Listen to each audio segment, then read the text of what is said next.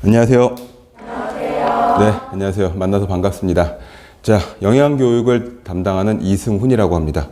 여러분들 저와 함께 앞으로 4주 동안 영양교육에 대해서 알아보고 기출문제 풀어보고 그 다음에 예습 복습하고 함께 공부를 하게 되겠습니다. 우선 영양교육 들어가기에 앞서서 이 영양교육 과목은 굉장히 어렵게도 공부할 수가 있고 또는 굉장히 쉽게 재밌게도 공부할 수 있는 부분이기 때문에, 그리고 우리가 식품영양학과에서 공부를 쭉 해왔지만 이게 애매한 게 이과적인 부분이 한 65%, 70% 정도 되고 나머지 한 문과적인 파트가 한 30, 40% 정도 되는데, 이 영양교육이 바로 문과적인 파트여서 애매하다면 애매하달까, 꼭 해야 되는데 이게 이해하기가 쉽지 않다면 쉽지 않달까 하는 그런 애매한 점이 있는, 난이도가 있는 그런 과목일 수 있는데, 면허증 공부를 위한 영양교육은 그렇게 어려운 부분이 아니어서 아주 쉽게 잘 나오는 부분을 적중력 있게 설명을 해드리고 이해를 돕도록 하는 시간을 갖도록 하겠습니다. 다른 선생님들이 훌륭하게 다 말씀을 해주셔서 영양사 시험에 대한 오리엔테이션은 필요치 않을 것 같고, 이 영양교육에 관한 문제만 말씀을 드리면, 보통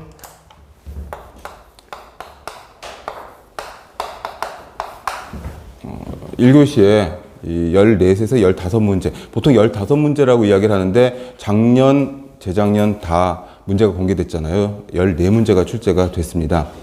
그래서 자주 나오는 이론들, 그 부분들이 지금 파악이 되어 있는 상태여서 수업은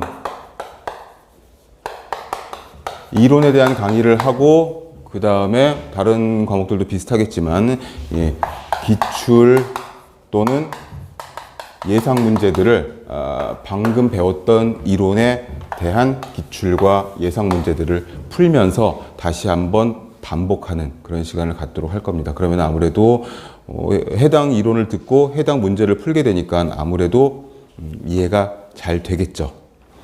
중요한 게 뭐냐면 예습과 복습이 있겠지만 사실은 예습은 좀 그렇습니다. 크게 그렇게 중요하지가 않고 이 복습 부분을 신경을 쓰셔야 하는데, 복습은 제가 여러분들과 같이 해드릴 겁니다.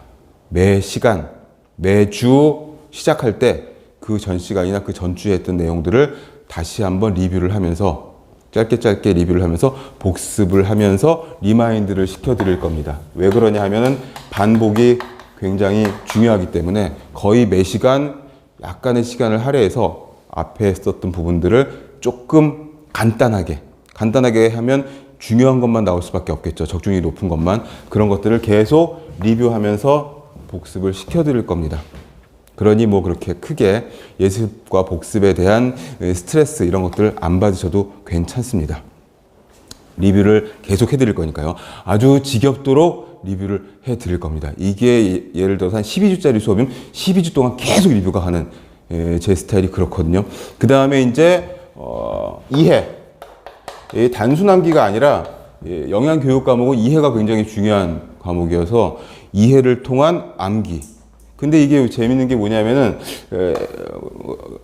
재밌다기보다는 좀 어려운 게 뭐냐면 유사 용어나 이게 전부 다 외국 책들을 번역을 해가지고 우리말로 만든 거기 때문에 번역하는 선생님에 따라서 출판사에 따라서 학교 교수님들에 따라서 약간의 국어 어휘력의 차이가 있어요. 그러니까 행동, 액션, do 이걸 행동이라고 번역을 했다면 어느 선생님은 행위라고 표현을 했으니까 우리는 행동과 행위를 같은 거라고 생각을 하고서 공부를 해야 되는 거죠. 근데 여기서는 지금 천천히 차분하게 이야기를 하니까 그래 뭐 그럴 수 있지, 행동이나 행위나 뭐 이렇게 생각을 하겠지만, 이게 이제 시험장에서는 다른 용어가 나오면 어색해질 수가 있거든요. 그러니 어떻게 실제로 같은 의미를 갖고 있는 같은 뜻의 동의어 이런 것들을 다양하게 시간이 있을 때 많이 익혀둬야 된다는 거죠. 이것도 역시 반복. 왜 그러냐면 우리 과목에 나오는 용어들이 전공 과목이긴 하지만 다른 전공들에 비해서, 이과 쪽 전공들에 비해서 굉장히 생소한 용어이기 때문에 용어에 익숙해지지 지려면 역시 또 반복을 할 수밖에 없는 그런 상황이 생깁니다. 그리고 이해를 하려면 실제적인 예를 머릿속에 떠올리면서 그림을 그리면서 글자만 보는 게 아니라 영양교육을 해야 된다. 개인이나 집단에게 영양교육을 해야 된다. 여러분들이 이제 전문가고 엑스퍼트고 여러분들이 이제 영양사 면허를 취득하고 교육 쪽에 종사하는 영양사 선생님이 됐다. 그러면 교육을 하러 갔단 말이죠. 실제로 제가 그런 일이 많이 있었는데 이게 병원이면 환자 대상일 거고 환자도 외래 환자 따로 있고 입원 환자 따로 있고 그럼 외래 환자와 입원 환자는 각각의 요구 조건이 다르단 말이죠. 그 사람에 맞는 그 질환에 맞는 교육을 해야 되고 밖에서 교육을 한다. 초등학생들을 대상으로 굉장히 어렵겠죠. 또는 유치원생을 대상으로 이건 좀 쉬울까요? 근데 아무튼 대상의 눈높이에 맞춰서 해야 되는 거죠. 경로당을 갔다. 제가 한철 건강보험공단의 의뢰를 받아가지고 이따가 예로 많이 들을 건데 38개의 경로당을 한 달 동안 돌면서 그러니까 하루에 한 두 군데, 한 군데씩 돌면서 건강교육, 영양교육을 시킨 적이 있었습니다. 그러면은 경로당에 계시는 할아버지, 할머니들, 어르신들을 뵙게 되는데 평생 만나서 이야기를 할 그런 물론 집에 계시는 부모님도 그 연배시지만 그게 또 다르더라고요. 남의 어르신과 우리 어르신이 또 어마어마하게 많은 어르신들을 뵙고 교육을 해야 되는데 우리 이런 교재로 교육이 안 되죠. 눈이 어두우시고 읽기 싫으시고 읽는 거 잘 못하시고 이럴 수가 있으니까 글자가 보통 한글 폰트에 뭐 한 24나 32 정도로 그럼 A4지에 몇 자 들어가나요? 안 들어가죠. 그럼 핵심만 근데 핵심도 키워드 어려운 말을 쓸 수 있나요? 쉬운 거를 찾아서 그런 리플릿이나 이 책자를 만드는 게 너무 어려웠던 거죠. 해서 나눠드리고 근데 보시나요? 안 보시죠. 그리고 유치원생, 초등학생들을 예를 들었지만 사실 다 사람들이 비슷해서 여러분들도 그렇잖아요. 할아버지 할머니들 똑같으세요. 집중력은 50분 수업이라고 하면 한 20분. 거의 비슷하잖아요. 20분 지나시면 이제 방바닥 문지르고 를 계시고 들락날락 하시고 막 이러시거든요. 그러니까 실제 사용되는 교육의 방식이나 이런 것들의 예를 머릿속에 떠올리면서 그림을 그리시면서 이해를 하시면 훨씬 암기가 잘 되고 동의어에 대한 이해도 빠르게 될 수 있다라는 거죠. 이게 굉장히 중요한 내용이어서 제가 최대한 많은 예를 들어 설명을 해드릴 겁니다. 그 다음에 마지막으로 수업 들어가기 전에 마지막으로 카페를 활용해서 영양만점, 위생만점 여러분 들으셨죠 지금 영양만점, 위생만점 카페에 제가 피드백을 굉장히 빠르게 해드립니다. 그러니까 게시판에 저와 이제 수업이 끝나고 나서 또는 수업 중에라도 궁금하신 점이나 안 풀리는 거나 어떠한 질문이 있으시면 전부 다 이 영양만점, 위생만점 카페에 질문을 올리시면 제가 바로바로 실시간으로 답변을 해드리도록 하겠습니다. 자, 그러면 이제 첫 페이지부터 진도를 나가보도록 하겠습니다. 영양교육의 개요가 처음에 나오고 이 영양교육의 개요 첫 번째가 영양교육. 영양교육은 뭐다? 개인이나 집단이 근데 교육은요 가장 핵심은 그거예요. 영양교육도 교육이니까 일반 교육과 똑같거든요. 거기에 영양자만 붙은 겁니다. 그렇죠? 식품미생물학도 미생물학회 식품 붙은 거거든요. 전공마다 조금씩 간호미생물, 구강미생물 다 그 앞에다가 그것만 붙인 건데 교육, 영양교육도 교육이니까 교육의 가장 궁극적인 목적 이거는 이겁니다. 행동의 변화.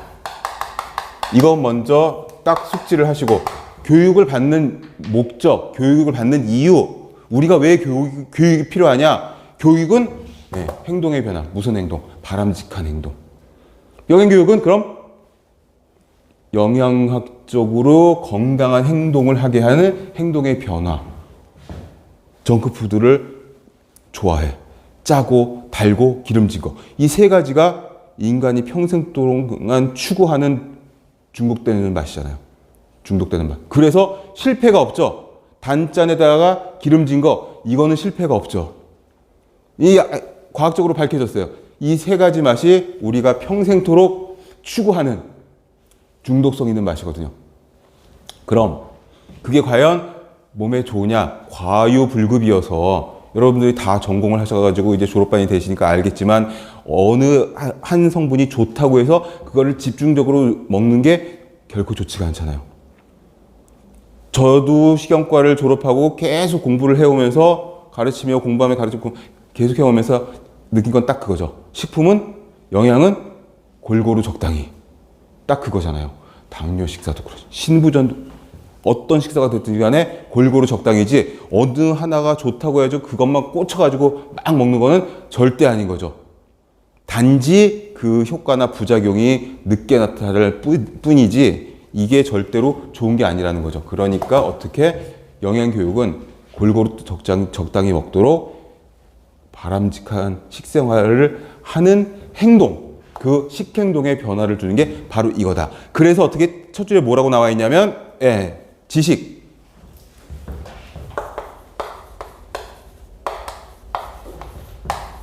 지식과 그 다음에 뭐죠? 태도.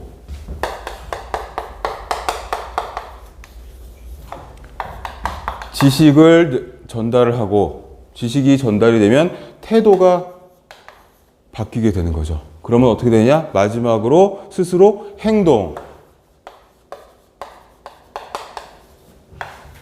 행동의 변화가. 그러니까 궁극적인 목적은 이겁니다. 그래서 KAB라고 이야기를 합니다. 순서대로 가는 거죠. KAB. 뭘 알아야 행동의 변화를 초래하는 태도가 바뀔 거 아니겠어요? 뭐야? 아무것도 모르면 뭐가 좋은지 나쁜지 모르는 거죠. 우리가 전공을 했으니 어떤 음식이나 광고나 이런 것들을 보면은 전공에 대한 마인드가 있기 때문에 저거는 별로인 것 같은데 저거 칼로리가 높을 것 같은데 하고 보면 맞아. 왜 그러냐면 우리는 그 내용을 아니까. 식품학의 그 성분의 영양학의 생리학의 대사의 이런 것들 다 알고 있으니까 미생물학적인 요소까지 그 다음에 위생관리까지 우리는 다 통틀어서 배웠으니까 어떤 식품이 딱 나왔을 때 이걸 보면은 우리는 대충 알 수 있는 거예요. 그게 뭐냐? 배웠기 때문에. 그래서 저건 좀 적게 먹는 게 좋겠다. 맛은 있지만 좋지 않을 거야. 왜? 내가 배운 게 있으니까. 그래서 어떻게 좀 멀리하는 행동 같은 것들을 우리가 할 수 있고 그거를 다른 사람에게 교육을 시킬 수도 있다는 거죠. 영양교육 과목은요. 이 과목은 여러분들이 면허증을 위해서지만 그보다는 공부하시면서 내가 앞으로 영양 전문가로서 그렇죠.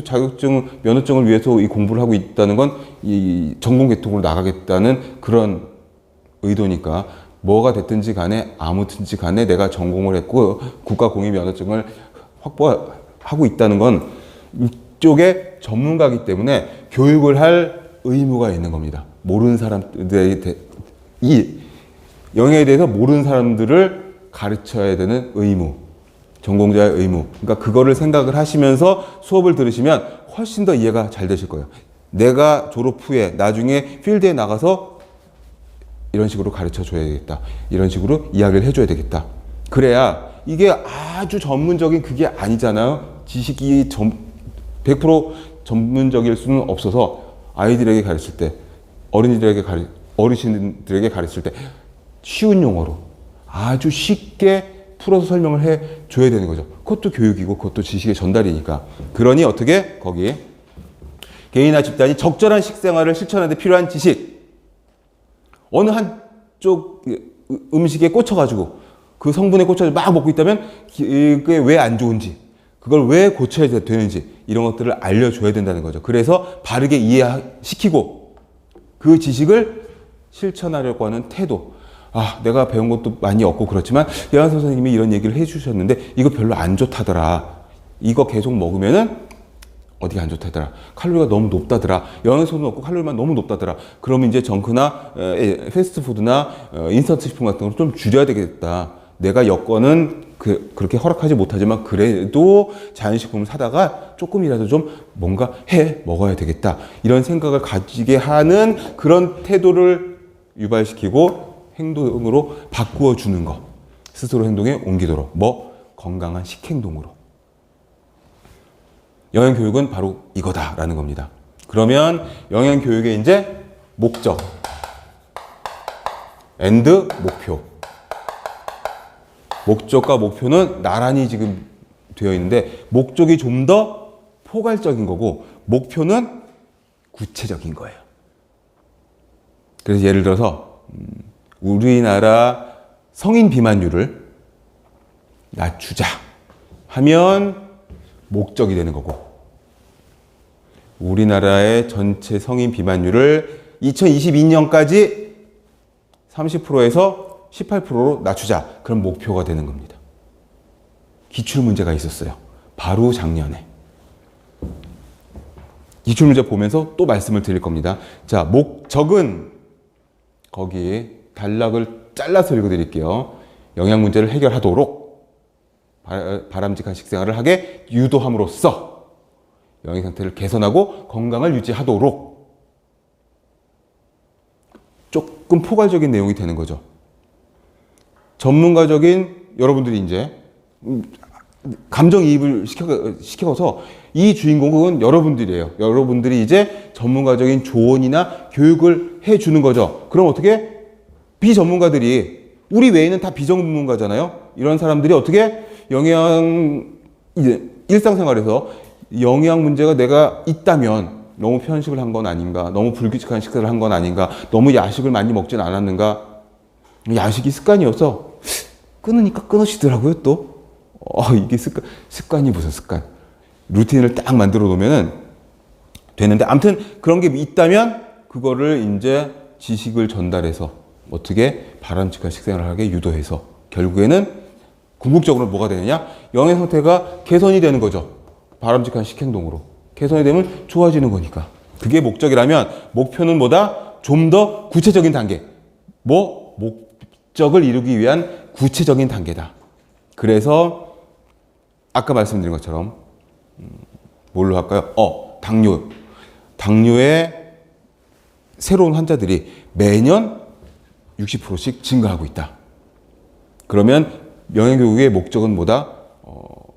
올 한 해 당뇨 환자의 발생률을 낮춰봅시다가 목적이라면 작년까지 매년 60%의 그 당뇨 신환자가 생겼는데 올해는 2022년까지는 어떻게 당뇨 신환자의 새로운 환자의 수를 40%로 낮춰봅시다. 이 퍼센티지가 들어가면 좀 더 구체적인 목표가 되는 거죠. 그리고 역시 KAP, Knowledge, Attitude, 그 다음에 Behavior 변화가 가장 중요하다.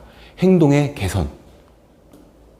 모든 교육은 다 행동의 변화가 목표다, 목적이다. 궁극적인 목적은 행동의 변화다. 그러니 어떻게 영양교육은 식행동의 변화로 건강 유지. 건강 유지가 궁극적인 목적이 되겠죠. 그래서 거기 한쪽 괄호 3번에 보시면 목표 달성을 통한 바람직한 식생활을 영위하게 한다. 알려주는 거죠. 너무 정크만 드시면 안 좋아요.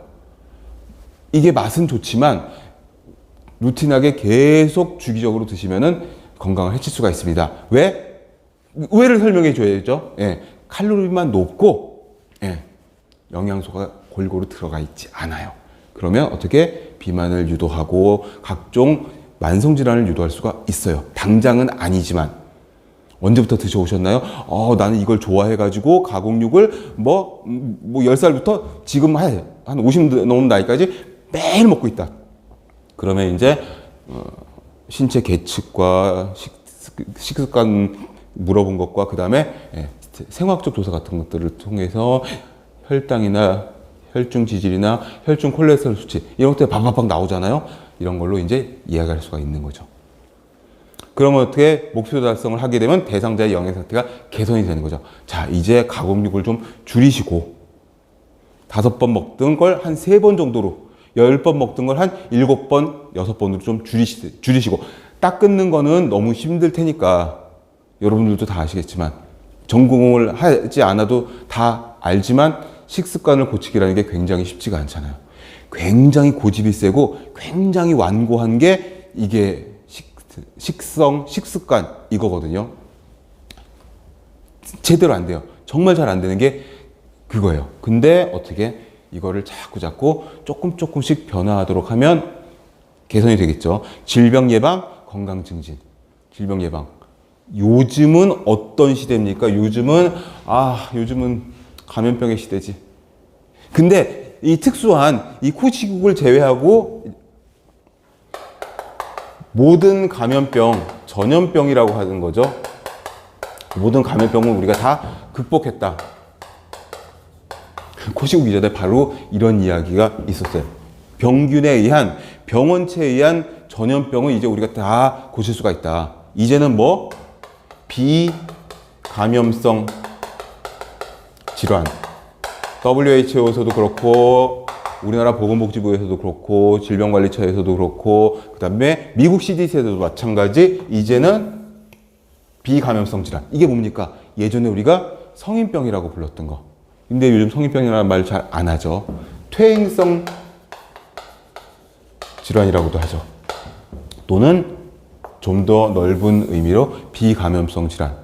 전염되지 않는 거. 물론 누가 비만은 전염되는 거라고 이야기를 해가지고 제가 싸울 뻔했었는데, 아무튼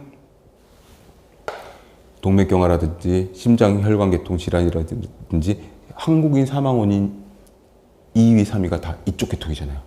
혈압, 심장, 뇌혈관, 관상동맥 질환, 뭐 이쪽이니까 이 비감염성 질환 이런 것들이 예방이 될 수가 있다는 거죠.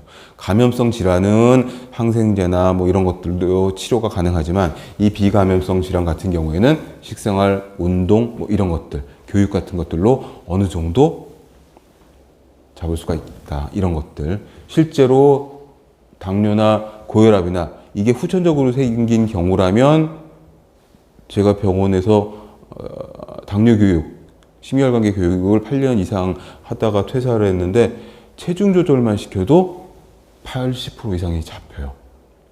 그거는 운동이라든가 식사요법이라든가 생활 개선 이런 것들로 가능하겠죠. 그래서 계속 슬라이드도 보여주고 동영상도 보여주고 교육, 상담 뭐 이런 것들을 쭉 하게 되는 겁니다. 자, 그 다음에 국민 건강이 이제 향상이 되면 우리가 내는 건강보험료가 부담이 줄어들 수밖에 없어요. 사회적인 비용이 줄어든다는 거죠. 사회적인 비용 뭐? 내가 아파서 내가 만성질환, 퇴행성질환, 비감염성질환, 만성을 빼먹었네? 네, 만성질환이라고도 하죠. 이런 것들로 병원을 가서 건강보험 혜택을 받아가면서 치료를 받는다고 하면 내가 부담하는 금액은 적겠지만 다른 큰 공단이나 이런 데서 국가에서 부담해주는 돈이 많잖아요. 그게 다 뭡니까? 우리가 조금씩 다 나눠내는 거잖아요. 그래서 저도 인식을 못하고 있었는데 조금 주의 있게 보다 보니까 동네에 산책로라든지 공원이나 놀이터에 운동기구 같은 것들이 굉장히 많이 확보가 되어 있더라고요. 모르고 지났을 땐 몰랐는데 조금 운동을 해보겠다고 생각을 하다 보니까 빈자리가 없을 정도로 하루 종일 아침부터 해 떨어진 이후까지도 동네 운동기구에 대해서 운동하시는 분들이 그렇게 많더라는 거죠. 평일이고 주말이고 할 거 없이 한강시민공원에는 운동하는 사람들이 어마어마하게 많고 이게 뭐다 다 행동의 변화를 일으키면 사회적인 의료비용, 사회적인 비용이 절감된다. 국민 복지가 좋아진다. 그래서 어떻게 영양교육을 해야 되느냐. 그 과정. 첫 번째는 물론 전체 다에게 하면 좋겠지만 그래도 지역사회 내에서 커뮤니티 안에서 뭐 거창하게 지역사회 커뮤니티라고 했지만 뭡니까? 결국에는 우리 주변에서 내가 속한 그 지역사회에서 취약한 집단을 먼저 살펴봐야 되겠다.